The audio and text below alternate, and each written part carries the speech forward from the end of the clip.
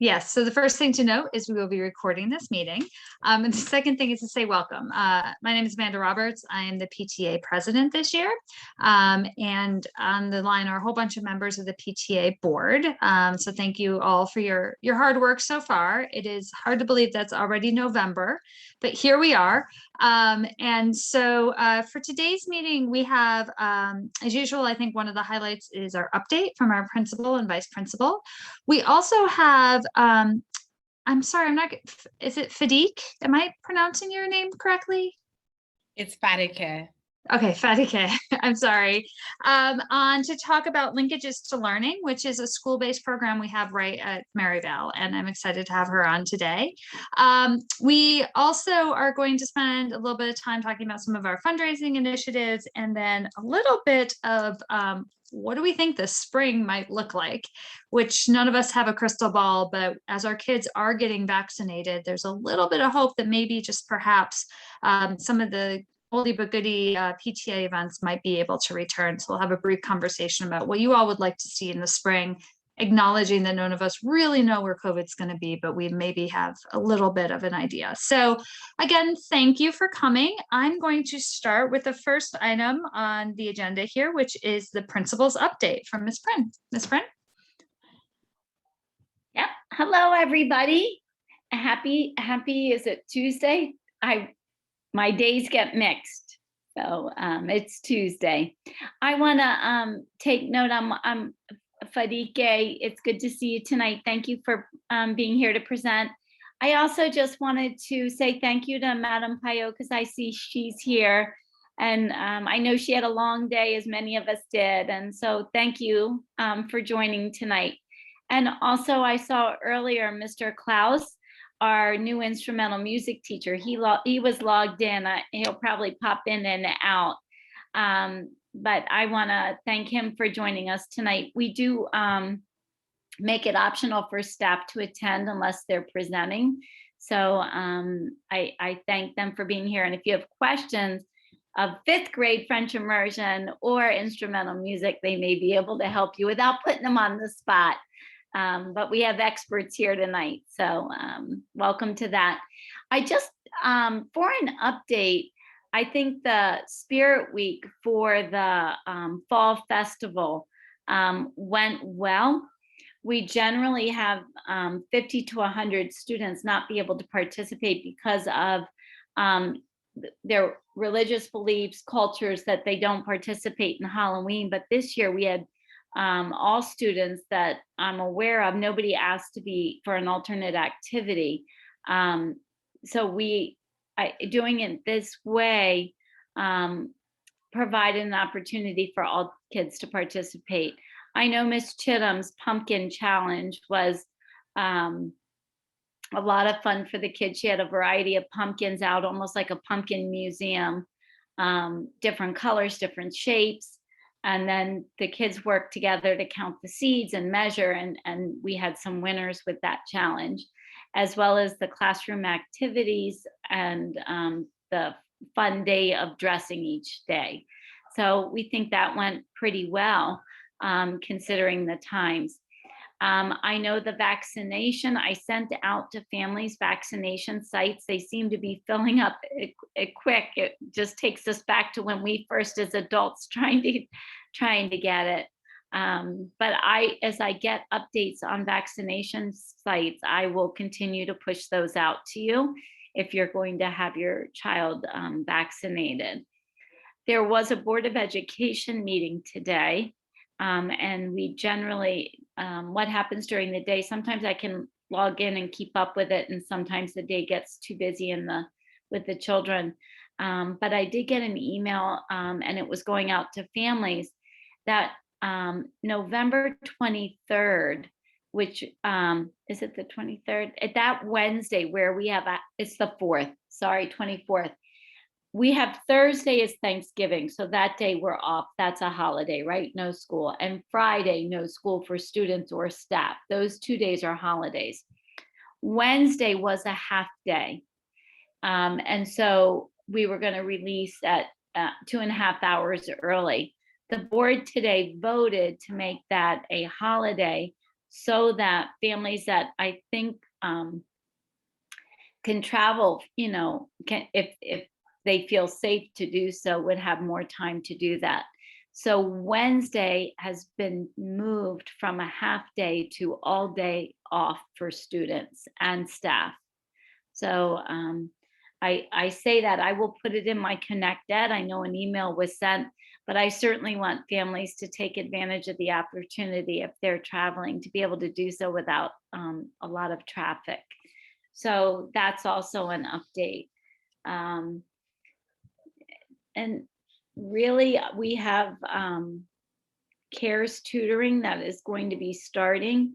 That is provided by Montgomery County in the state of Maryland for students that are needing additional supports for, the learning and lack of being able to keep up with virtual learning for students that had struggled with that or just need a little bit more support. So we are have asked our teachers if who would be able to find some time to do some groups in either reading or math. And so we are still coordinating that and putting that together and hope that that is up and running very soon. So that's about it for my updates. Matthew, did you have anything I'm missing? Hi, everybody. Just maybe a couple of quick things, as we get into the colder weather, just reminders about wearing appropriate footwear and jacket wear and hand and head wear, and that those items are labeled. We have a lost and found area that's becoming quite an archive in the cafeteria currently, but just making sure that everyone labels those items, please. And to that same point, as we continue to move into the colder time, we will be most likely utilizing, as that weather shifts and then dips too low, to be sitting outside on the ground into our socially distanced cafeteria, which has worked excellently, through all of the pandemic, very effectively for our students.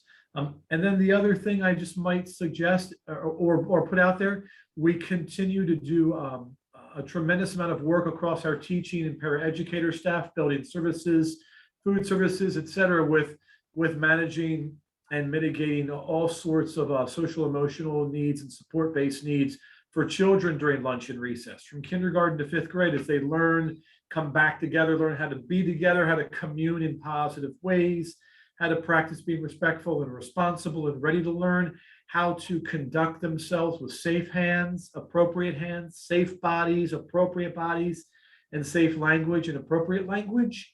And so all you can do at home on your ends to partner with us to continue to remind them about safe gameplay, about personal body safety and how they are treating themselves and others in terms of kindness, and being mindful of what they may or may not be exposed to out in the universe that they are bringing to school, that we continue to try to help support around, like I mentioned, safe gameplay and appropriate behavior at all grade levels.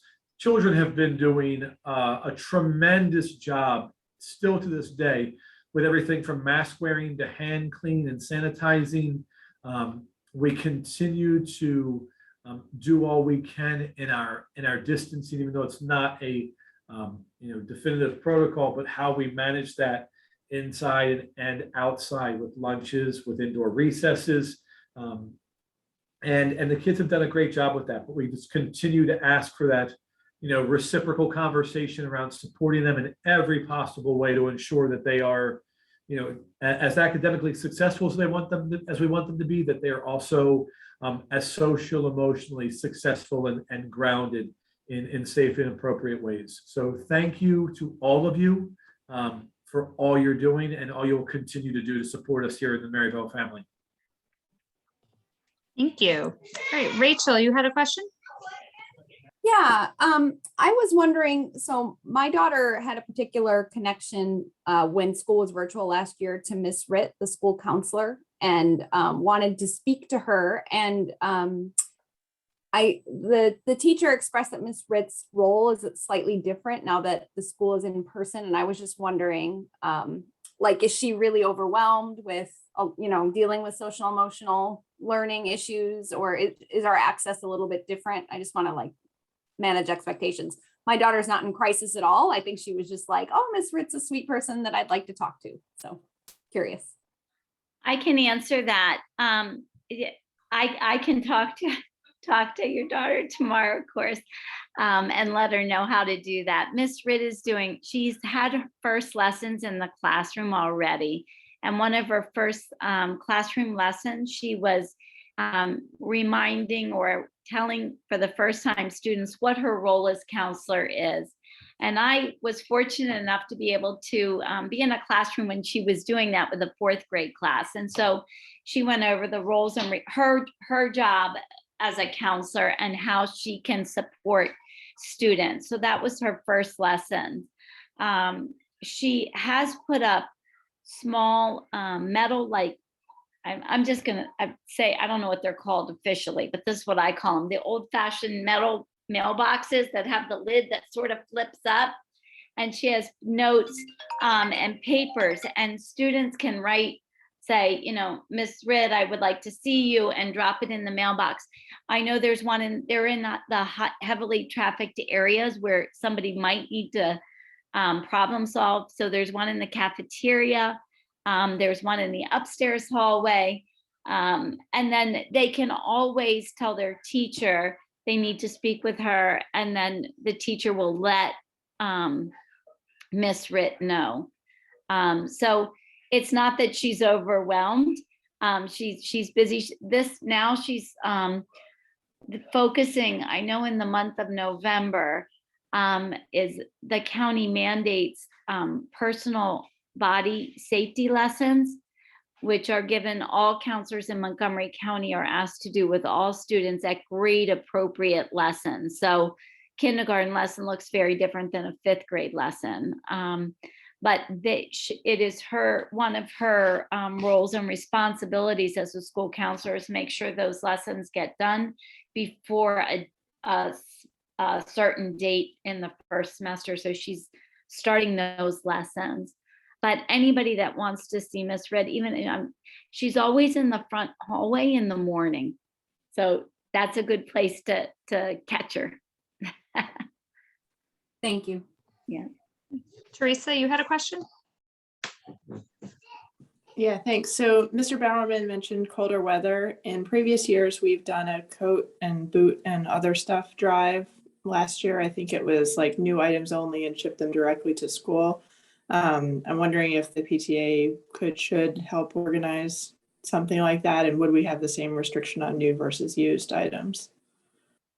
I know we have a fair amount of surplus right now. I don't know, the actual amount, but there is a fair amount of surplus that wasn't used previously that we still could draw from. So I might have to defer to having Ms. Ritt actually take a look at what we have, because she is the school counselor is typically the one who navigates that. And so she would need to look at it, count it up, and see what we have right now. But we do have items, in bulk right now. That's great to hear. Ms. Clark, we absolutely have already started handing them jackets out. So I know that a few went out home with students today. So they have been put to good use. That's great. If you find that you need more, Yeah. just let us know and we can organize Yeah. something. We'd be Yeah. happy to. Thank you. Thanks. So I have a question. Somebody sent me an email a couple days ago asking about hand washing before lunch. There's some concern that the children were prevented or perhaps just not given the opportunity or the encouragement to wash their hands before lunch. And I just wanted to see if there's any I don't know if that was kind of, you know, a one-off incident in one class, or if there's more of a policy around or we don't have enough time to wash hands, and what the thoughts were on that. I can at least say of the classrooms in the last week and a half I've been in, which is a fair amount of classrooms across the grade levels, teachers, before even lunch is happening or before recess, there's a bathroom break and students are washing their hands. In some cases, many cases actually, they're washing their hands in the classroom itself. We have sanitizing stations positioned at the doorways as well. And students are asked by teachers to sanitize when they're coming into the cafeteria. At least I've seen maybe 11 different teachers about the last 2 weeks. Okay, everybody, sanitize as you come in, and get their little and rub them all down and everything like that. But I don't know. I mean, you know, certainly there could be a moment where something, you know, they went over with some instruction, we're trying to fit something in, and then it's not done as an actual all-class practice. I would say that Susie and I have not heard of anyone not allowing it. If anything, students are constantly in the bathrooms and using the hand dryers and the soap and the washers. And there's a lot of hand washing going on, and there's a lot of access to it either in the room, and most rooms have it, and students can do it as needed. And staff are also mindful of, you know, keeping their own hands clean and sanitized. So it's definitely like a part of our culture now. It's really embedded in what we do, you know, now as a general practice. So I would say, you know, sure, there's probably some times where it's something's missed, or a student doesn't do it or forgets to, or a teacher says, hold on, wait, and then they forget, the child might forget about it, something along those lines. But it really is a practice that we really reinforce and support throughout the school year. Thank you. There's a couple questions here in the chat. Adam, you'd like to propose something about pick up and drop off? Hi, yes. My girls went to Rochambeau previously, and I know it's a smaller school, so the logistics of it would be different than what happened there. But they too, at the beginning of the year, would have issues with new parents that weren't quite familiar with the school, or coming in and maybe driving a little bit faster than you should in an elementary school. So what they did was every year they had the parents with the kids that would hold signs, like in areas where you need to stop, like before a crosswalk, or they'd have like a little stop sign that the kids actually made, and then reminders of like the speed limit. Because like I've noticed on several occasions, parents in the kiss and ride area driving a lot faster than what is necessary. So I'm wondering if the PTA, you know, if there's any interest in having just an awareness week where parents would volunteer with their kids to stand in safe zones, like on the sidewalk, with signs reminding parents that, you know, this is an area where I don't know if it's 5 or 10 miles an hour, but you know, with signs reminding the parents of the speed that they should be driving, and areas that, you know, yeah, just to raise awareness that this isn't a place to, as you're going around the roundabout, like, I got to set my navigation for the next place that I got to go to, or like, you know, I'm more focused on this conversation that I'm having for work, or, you know, just hold on for another 30 seconds till you get out of the parking lot, type of awareness. So. Yeah, thank you for the suggestion.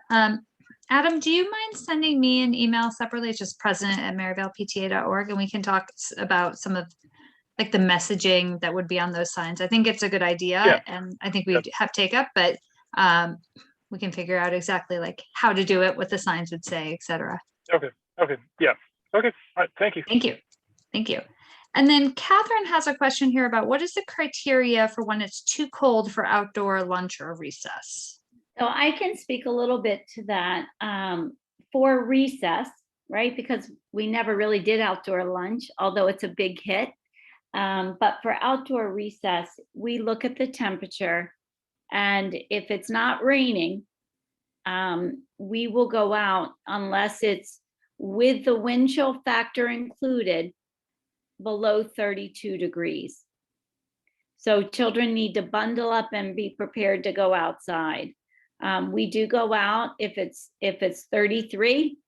If the wind chill, with the wind chill, it says it's 28, we won't go out. So those days are coming. We try get them out as much as we can. I will say, there are some parents and families under the belief that send them out no matter what, let them play in the snow. It's good, they love it. And then we have other families that feel the opposite. It's hard to really kind of know where the line is for that, but children are uncomfortable really if it's below 32 degrees with the wind chill, so we keep them in. It's all new for lunch. So Mr. Bowerman and I were actually had this an email message to each other this week saying we need to really speak with our instructional leadership team at the school to say, what are we going to do when it's too cold to sit? Right now, the kids that participate in outdoor lunch, and we have many of them, they sit on carpet squares, but it is going to get too cold because even if it's 32 degrees outside, the ground is going to be colder. So we have set the inside up so that kids can eat in the cafeteria still 6 feet apart and in the same assigned seat with their class every day. So we would be able to contact trace if we had to. Second grade is the only grade that does not, they are doubled with another grade level. So second grade eats in the gym because the gym is, the gym is the largest second space we have in the building. So we put the second graders in the gym and they sit on the floor and have lunch in there. So we will be determining what's too cold for outside and then sharing that with families, but I know it's coming. I was thankful this week is going to be a little warmer.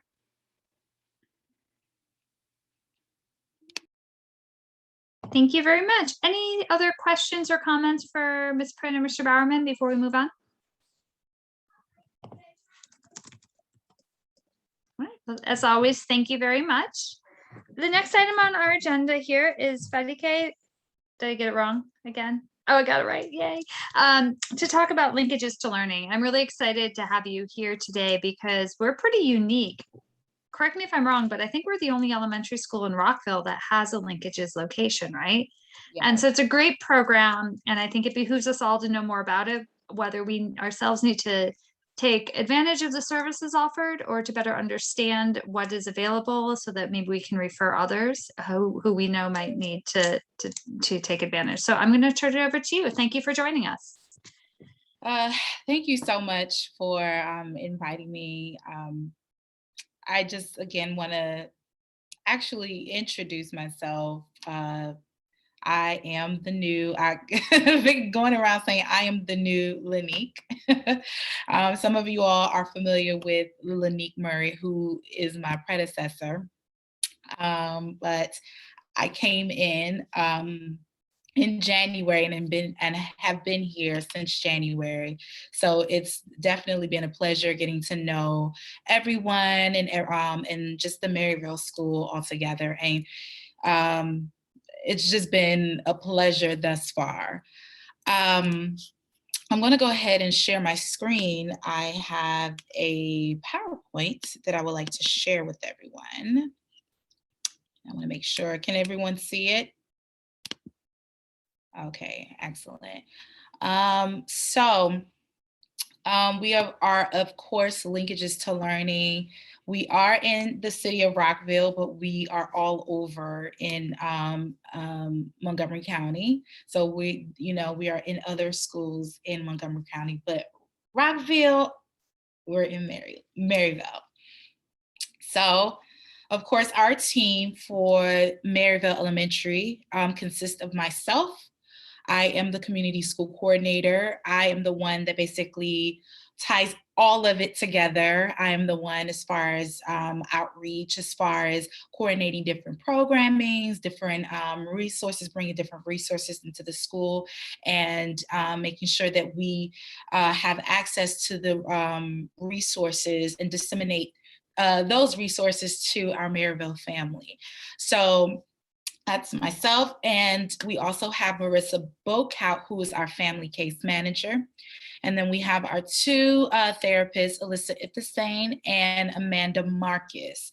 Now, currently, we are getting ready to transition. We're getting ready to transition. So Ms. Alyssa will be here until the end of the month, and then we'll be welcoming her replacement very soon. So, but in the meantime, this is our team. So Linkages to Learning, we are a community school partnership with an integrated focus on health, social services, community development, and engagement to support student learning, strong families, and healthy communities. We, of course, offer youth and family counseling, case management services, and parenting workshops. So we service a lot of our students who are under the FARMS or who meet the FARMS criteria, but we still, we gauge if, we still gauge if, maybe the student is, French immersion and things like that. But we mainly focus on students that are FARMS or meet the FARMS criteria. Excuse me. We, of course, through our family case manager, we offer the social services part of it, where she will assist with connecting families to different services, whether it be housing information about employment, anything with regards to any like food insecurity, whether it is just the whole gamut of social services. That is what Ms. Maritza Bokout, that's how she rolls in her in her particular role. And then we also offer mental health services. Any students that we tend to partner with the staff with Maryvale, and just all together, even with families looking for mental health services, anybody that is, or they notice that maybe a child would benefit from mental health services, a referral is written up and we receive it, and then we provide that service to the student. Oh, that's not working. So again, with the family case management, Ms. Maritza, what she will offer will be like, family needs assessment. Some of you all probably have received a needs assessment from me earlier, like in the summertime. So that is our way to kind of gauge the needs within the school community, and then offer services based on what we received with regards to the data. Also, she also offers, assistance with accessing community resources. So like I said, with the food, housing, health insurance, information, income supports, furniture, clothing, etc., as well as the assistance with legal, immigration, medical and dental and employment needs.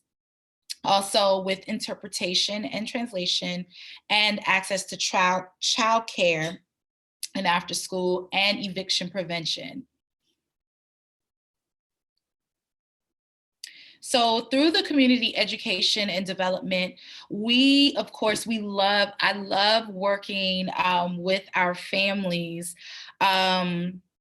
We work closely with the families that are in Linkages and or Maryvale families all together. Anyone that is looking for resources with regards to ESOL or English literacy, or computer employment, we always encourage our Maryvale families to reach out to us if they are in search of any kind of adult education. We have been, from the time that I started, we were in partnership and we had a grant with McHale with Mikhail, where we would offer ESOL classes to the families. As of right now, the grant it has now been completed. And so instead of us actually having the ESOL classes in-house with Linkages, we are now just referring families to Mikhail. And they are, they are receiving the classes with all of Montgomery County instead of it just being Maryvale. So I am still in works of having either restoring the grant with Mikhail or partnering with another program to have an in-house ESOL program for our families, because I love the family dynamic that it created before in the past, and I think it would be great to kind of do it again. So yes, but we of course with the English literacy, but we're also reaching out to families, or we're encouraging families to reach out to us if they're interested in anything like computer classes or employment, anything. Same thing with youth development. So currently we have our after school program, which is, we call it edutainment, obviously, where education meets entertainment. So we wanted it to be something where it's not necessarily tutoring, but they can see the fun in education, so to speak, even though I feel like Maryvale, not biased, but I feel like Maryvale does a good job. The teachers do a good job anyway. But to kind of have an outlet for the kids to have, a fun way to learn about different things. So this week, we of course do it through the lens of STEM or STEAM, because we would like to add the arts part to it, and also like social information, things like that. So today's topic that I just came from it, so I don't know if you see bags under my eyes because the kids were just so all over the place today, like in a good way. It was just like, ooh, guys got a lot of energy. But today's topic had to do with disabilities and understanding what it means, what it means to see someone who is disabled, and paying attention to how the world has changed as far as creating accessibility for people who are different and people who may need a little more assistance than they need. And so it was a way for them to kind of pay attention to, like, we even had the kids go around the school to see where there are like signs for accessibility for those who are disabled. We had the kids pay attention that there's ramps that have been made available for people who are disabled. And it was also a great way to have them understand what it means to see people who are different from you, and to appreciate and to, have an appreciation for people who are different. So yeah, so that's one of the things that we have for the students that are after school. So, and we also like to do the parent networking, parent youth leadership opportunities. We do that through our parent governance. And we also provide or participate in community-wide events such as food, clothing, and toy drives, which we have one coming up very soon, which is our holiday giving. I know that this is a whole MCPS thing as well. So I know, working together with Ms. Ritt, as far as families that are receiving holiday giving, and our family specifically receiving the holiday giving. And then we will be working, I believe next week, with the distribution of the holiday gift cards. Obviously, for obvious reasons, they have been not brought down, but we have decided to distribute gift cards instead of actual like food bundles and things like that. So of course we have the mental health services that we are in partnership with Shepherd Pratt. When a referral is received, There is a diagnostic evaluation that occurs.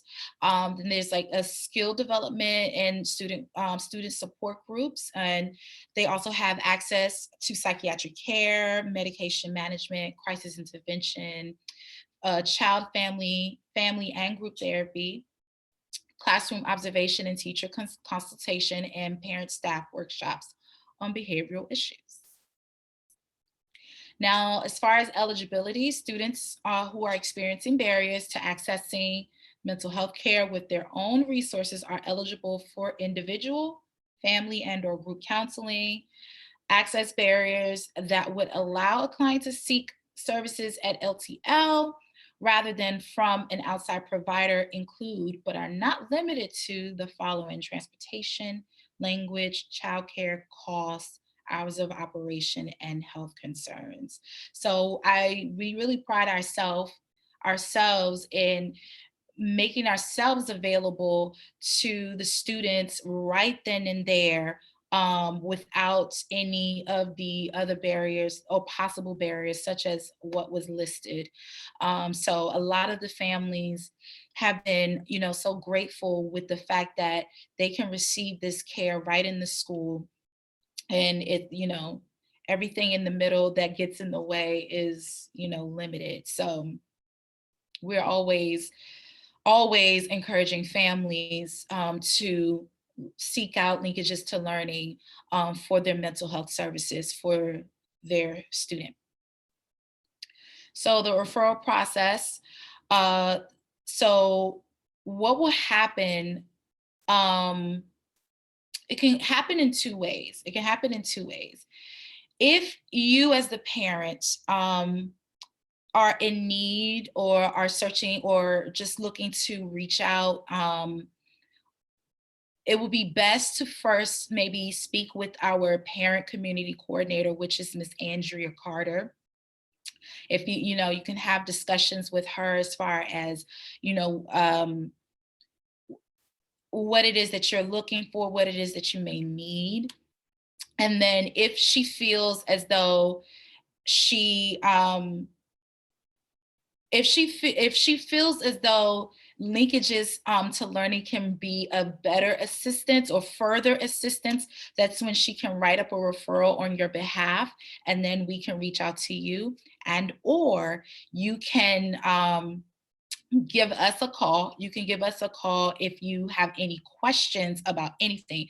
I always encourage everyone or anyone, if you have the wildest question in the world that you would like to know as far as services or resources, definitely give me a call, and then I can further give you information, and then maybe see, okay, yes, Linkages to Learning, it will best fit you, or maybe let's try Miss, not Andrea Carter. Was it Andrea Carter that I said? I meant to say Saida Hentati. Yes, the parent, the PCC.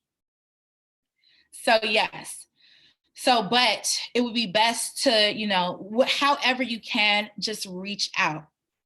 And a referral will be written up. Same thing with Miss Ritt. Miss Ritt will mainly be the one to write up a referral, mainly for mental health services. So sometimes the teachers are encouraged as well to maybe, if you see something, say something, have a discussion with Miss Ritt. I noticed that this kid was a little melancholy today. Do you think we can kind of discuss, maybe them having someone to talk to? And then Miss Ritt will write up a referral, but she would first of all get in contact with the parent. She will first get in contact with the parent to discuss whether or not Linkages to Learning is an option. If the parent agrees to having the service, and then that's when we come in and we go ahead with intake for mental health services. So some of the things that we have listed as far as what to look for what to look for in a child and their behavior or their emotions and things like that. So we have, if a child is crying frequently, seeming sad too much, shouting, kicking, hitting, anger, disregarding or frequently forgetting to follow school rules, refusing to come to school or participate in learning, bullying other students or threatening adults, bullying or being targeted by bullies, having difficulty relating to peers or making friends, having difficulty relating to adults, having difficulty remaining on task for an age-appropriate length of time, feeling anxious about everyday activities, eating, sleeping, playing, etc., making comments such as, I hate myself, or I wish I wasn't born, or hiding from others at school or at home, experiencing an unexplained and sudden drop in academic performance, experiencing sudden changes in eating or sleeping habits, or stealing or intentionally destroying others' property. So we are encouraging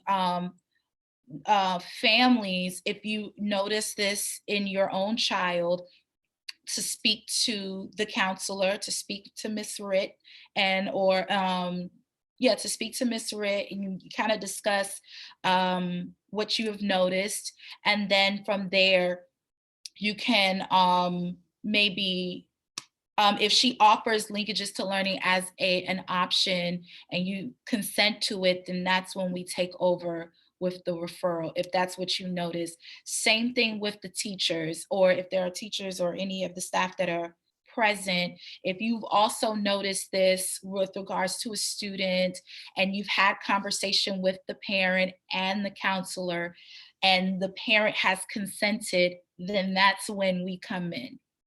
So I always say, if you see something, say something. If you can be my eyes and my ears to what's going on with the students. So this is what our referral forms look like. Mainly, this is all of either Miss Hentati's bailiwick or Miss Ritt's bailiwick. So parents, you don't have to worry about that. But teachers, yes, you can work with Ms. Ritt to write this up and then have it turned into us. So if you have any questions, any concerns, any questions, I am. Thank you so much. Are there any questions? I guess the obvious question is, though we're co-located at Maryvale, the resources available to parents and children at anywhere, right? Any MCPS school, is that right? Or well, we mainly service just the Maryvale students. okay. Now, if there is if there is a linkages to learning in a different school, we encourage that family, the family, to refer their child there. So let's say my child goes to Maryvale. I have one child that goes to Maryvale, and I have another child that goes to another MCPS school that has a linkages to learning. The Maryvale student will come to us, and the other student will go to them. So now, also, if it is a family that has a student that attends Maryvale but are looking for resources, we also we service that family. So the whole thing is you have to have a kid that attends Maryvale. Gotcha. Okay, thank you. And you mentioned the holiday giving drive. Are you still accepting donations for that, or is that closed? As of right now, no. Okay. The deadline did pass. Oops, sorry. But it was, but again, it being an option around the holiday time, it's best to be on the lookout around the October month, the October, start of November months, of when we are taking families, or whether Maryvale and or us are taking families who are in need or who would like to receive the holiday giving. I think the question, Fadike, might have been about donating, like if families want to donate. Oh, If families want to be referred for a family that may need support for holiday support with their own families, those names, we work with our pupil personnel worker, our parent community coordinator, and with Linkages. And those families, they contact us to get on the list, and we do our best to make Yeah. sure they're partnered with an organization that can help make sure the holiday is a special one for the family. But if there is a donation that wants to be made, we accept that yes. as well. And we would, an example of that we do in previous years, we've done staff donations, and then we purchase gift cards from Target, the grocery store. So when families come and they're in need, we have them available to give out. So donations will take really at any time, while the families referred for support need to be under a certain time frame so that we can partner them with different organizations. And Linkages to Learning and Fadike's group helps with that partnering and making sure all families have, a holiday that's special. Absolutely. Thank you so much, Ms. Yeah. Prin. Thank you. Okay. Always open to receiving donations. So bring them in, bring them all in. We are open to receive. Right. Because as a PTA, I mean, I think about my own just, personal giving, and, often I try and give local, and this is about as local as it gets. It's literally the children in my son's school. And so, this is a conversation we could have offline, but to the extent the PTA can simply use our communications channels like the newsletter and website to advertise existing drives you may have going on. Like in past years, I feel like I've donated specifically for the Thanksgiving drive. And again, thinking that that's just, a hyper local way to help benefit the children in my son's class. But also to the extent that you have a toy drive coming up, or we just talked about coats or what have you, please communicate with us, because we can get out the word and, help just kind of enhance those donation drives. Yeah. And one more thing, as far as communicating, some of you all may see me outside at the time of arrival sometimes. So if you do have any questions and you see me out there, don't hesitate to stop and flag me down. Also, our office, our Linkages to Learning office. So let me just say this. If you're facing the building, our office is on the far right. And we have a white sign that says Linkages to Learning. You are welcome to stop by, say hello. If you have any questions too as well, you can definitely peep your head in. So we're located on the right side of the building. Also, you will also kind of get some updates via Connected. Sometimes the best way, like if I'm saying, hey, we have this program, if you're interested in joining in, text, let's say it's a holiday drive. Hey, we're having the holiday drive. If you're interested in joining, text holiday to this number. So we're trying to encourage families to really pay attention to the Connect Day, because we're going to be, putting out a lot of information that way. So, but again, I'm going to put my information in the group chat. If you do have any other questions, or if you're interested to further know more about Linkages to Learning, you can definitely contact me. Yeah. All right. Well, thank you so much. We really appreciate you joining and all the work that you're doing to help the kids and the families at Maryvale. So I am going to move us along, but thank you so much. Our next agenda item here is Sandra to talk about a couple of fundraising initiatives. We've got a lot going on. Hey, everyone. Yeah, so it's going to be a busy, unfortunately, this time of year is already busy for many of us.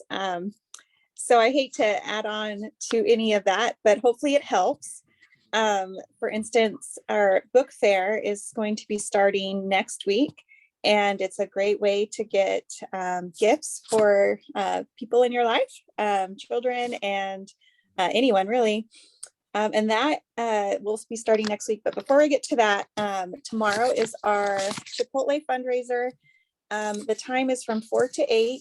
And I wanted to remind everyone that if you're doing online delivery, you can only do it from that pickup from 4 to 8 as well. It can't be the whole day. And this is also only valid at the Rockville location at the Wintergreen Plaza on the Pike. And there's no delivery if you also do online. It has to be pickup. Sorry, can you hear that? Let me shut my door. Children are home now and practicing, which is great. And so tomorrow, that is a 33%. We get 33% back, which is great. And then we're also still doing our Cougar Cash.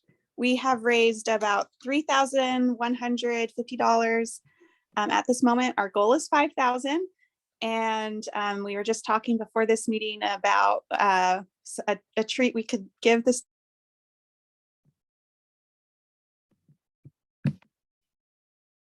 Are we going to the face? I think that might be my favorite. But if anyone has any other favorites that we talked about, let me know. And then back, I think that's okay. So then the book fair, like I mentioned, that is going to be starting next. Oh, the treats. Yes. Sorry. We are looking at a pie in the face to Mr. Bowerman, Mrs. Prin giving him a pie in the face. We've also talked, sorry, Ellie, I'm in a meeting. Can you wait just a second? And the Cougar, our Maryvale Cougar going through the hallways, possibly a little parade, cheering everyone on. So I can't remember Mr. Bowerman, what were some of the other things we talked about, or are you liking the pie in the face, or is that is that one you're liking? I leave that to the people, what the people want. So we would love input. If your children or parents, if any of you guys have input, feel free to email me, fundraising@maryvalepta.org, or anyone on the PTA as well. Yeah, we can maybe make a vote out of it, but I think I know the summer school, he did a pie in the face, and I know a lot of kids loved it. So all right, any other questions before I go on to the book fair? So the book fair is going to be starting next week, and we're actually going to be doing 2 book fairs. We're doing childrensbookstore.com. We did them last year, and that's where all of you can get language books, but they're kind of hard to find somewhat. So I've actually partnered with Bonjour Books in Kensington, Maryland. They're a French bookstore, and they are also to do an online book fair with us, the same time frame as our online book fair, and that can be online and in the store as well. And there'll be more information coming in our newsletter about that. But I was really excited. She finally got back to me this week, and so we can support a local business for anyone interested in French books. But the children's bookstore, we get 25% of all the sales, and with Bonjour Books, we only get 10%, but still we're supporting a local business. And I'm excited to, if you guys have never been there, it's the cutest little store in Kensington shopping area. It's a really cute place. But yeah, I think those are the updates that I have for everyone. Spread the word about Cougar Cash so we can get this final few days, hopefully reach our goal. So if, email parents, friends, neighbors, anyone who loves your kids. A lot of this goes, a lot of the fundraising that we're doing right now is going for books in the school library. So you can tell anyone who might be in love with books and who loves reading, like say, if you want to help my children get more books in the school, donate to our school, because Mrs. Chittum has asked for a large amount of large contribution of books. Thank you so much, Sandra. Any questions for Sandra? This isn't totally in the realm of fundraising, but I did also want to provide a quick update on spirit wear. That's t-shirts, basically. We are running very low on our stock. We have very, very few shirts remaining in the PTA closet, which is a good problem to have. It means people have been buying them. So we are doing some reordering, but you also may have seen in the last newsletter, we're going to push this out a little bit more. We are actually doing a t-shirt design contest. It's time for some new spirit wear. That black shirt with the cougar on it is cool, but a lot of kids have it already.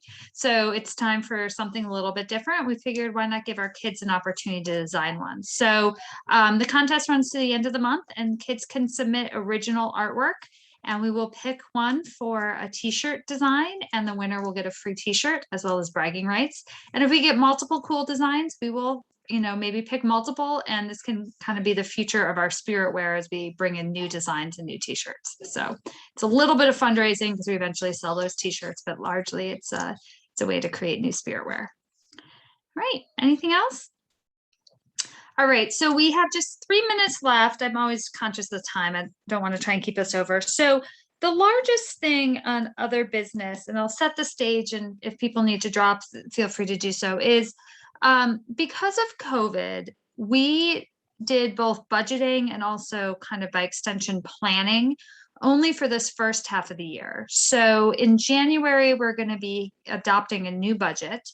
And also in January and looking to the end of the year, we wanted to do a little bit of thought and planning around what we might do in the spring. And so for those of you who are parents who've been around for a while, you know, there's some oldie but goodies we'd like to bring back, like International Night and Science Fair.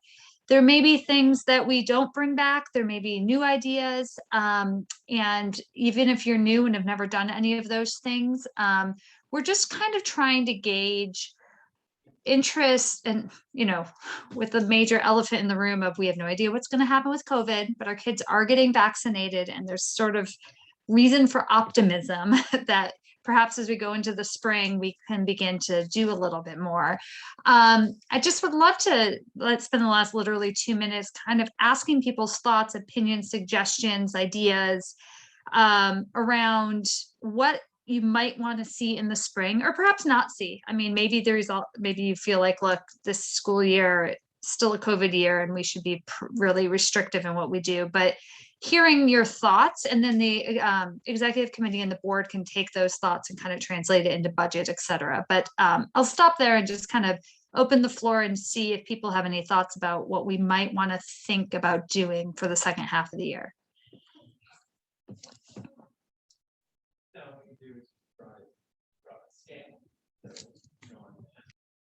But also note, feel free to just put things in chat if you prefer not to speak up. All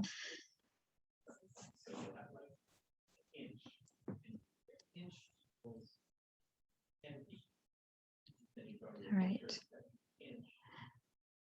I will say, for those of you who've been around for a while, we lost our fearless leader on the fall fling. So that one's gonna be a little harder to pull off, but we are contemplating things like maybe doing International Night or the Science Fair in the spring, assuming everything.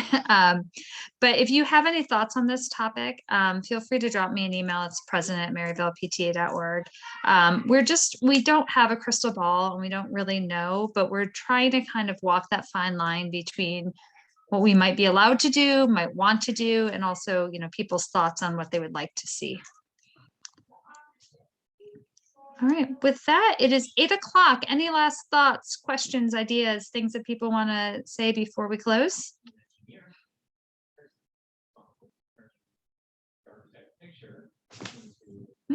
Well, thank you very much for joining. We appreciate your engagement. And as always, feel free to send us any emails or with questions or ideas or thoughts on the side. Thank you again. Have a good night.